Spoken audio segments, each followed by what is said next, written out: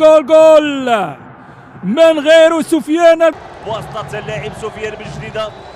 سفيان بجديدة تدخل عادل الرحيلي. سفيان بجديدة. سفيان بجديدة سديدة.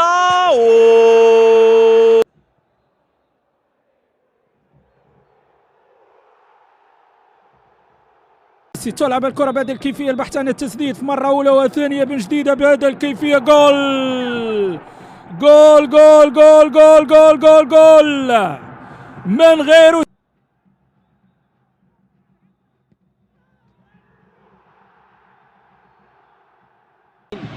تلعب الكرة العرضية، الفرصة بجديدة صفر.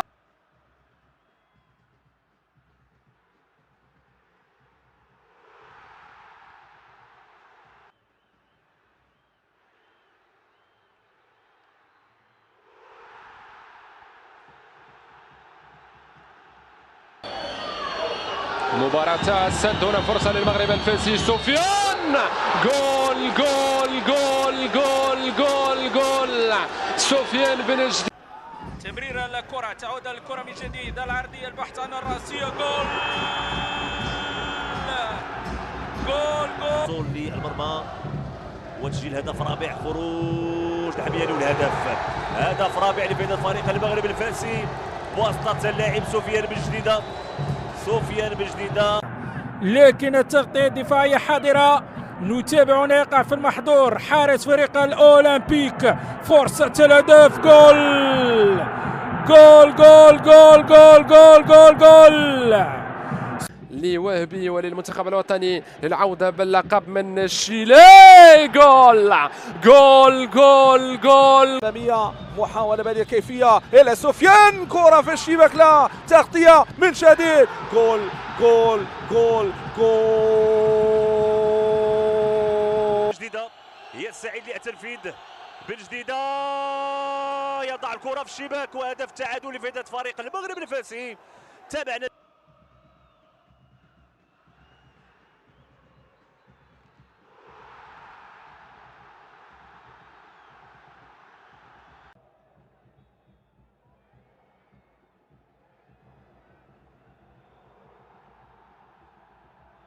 بجديدة والحمياني. بجديدة يضع الكرة في الشباك وهدف ثالث لفائدة فريق تونسي.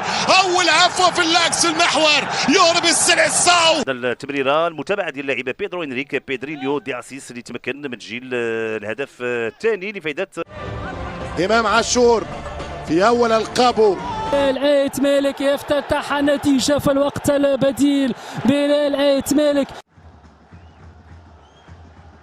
بمنتهى الإقدام والشجاعة وماتش. الهدف الأول الرجاوي، هدف أول